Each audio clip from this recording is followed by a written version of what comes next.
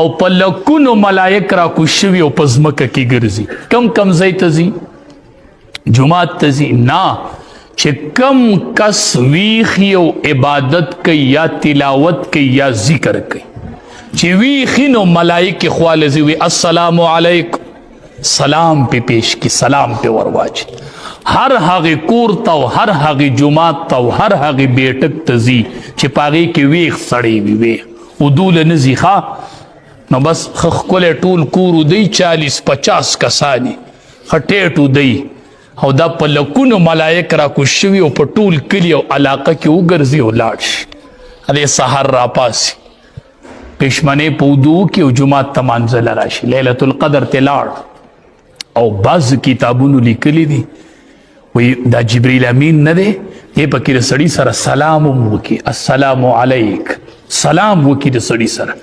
وی د هغې سلام نښه دا ده چې چا سره سلام وکړو جبریل امین نو وی دله به دې به جړغونی په دغه شپه دله به جړا ډېره ورځي، په رنګ کې به فرق او دې به جاړي، جړا به وله ورځي.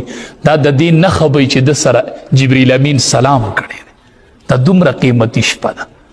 خو د الله شکر دی چې دا چرته ګینټه نه ده، دا چرته 2 ګینټې دي چې دقې 2 ګینټو کې مونږ خټې ټودویو چرته نه.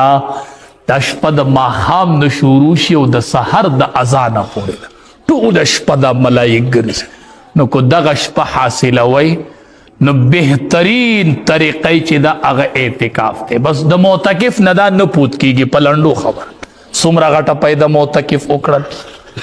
مونږ چې کم سړی بیکاري او کاري بل څه ته اعتکاف ته کښېنه که نه چې دا جومات خوشې نه پاتې، یا به فقیر د مټ نه ته کښېنه د اعتکاف ته چې دا جومات خوشې نه شي.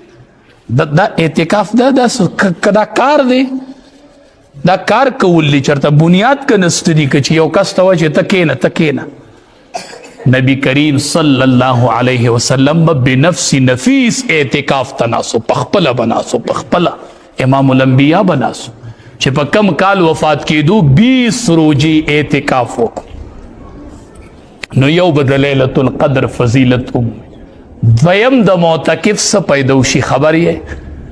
دویمه پیدا د معتکف دا ده چې دی به 10 ورځې با جماعت منځو کې، دا دی بل ځای نشي کولی. او بله پیدا معتکف چې منځو کې نو په جومات کې ناست که نه، دی د بل مانځه په انتظاري. او دا حدیث دی چې څوک د مانځه په انتظار کې ناست وي نو الله ولې د مانځه مره اجر ورکړي. نو معتکف ته هر ټیم د مانځه مره اجر میلاویږي چې دی ناست. بله فایده د ګناهونو نه بچ، بد نظري نشته دی، چغلخوري نشته دی، غیبت نشته دی، کنزل نشته دی، جګړې نشته دی.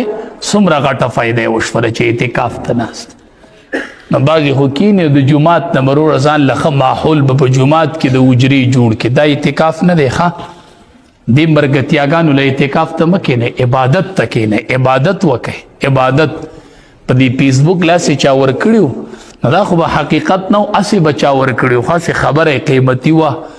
یو کس وی نیا مې اعتکاف ته ناست و، فیسبوک لی ورکړ، وی چې راووته نو 20 بړستنې پکې سړلې وي 20 بړستنې په اعتکاف کې سړلې وي. یو خو دغه اعتکاف ته چې زنانه کښېني او دنده پکې بړستنې سړي، د دغې دپاره کښېني چې فارغه شوه، نو دا اعتکاف نه دی ښه.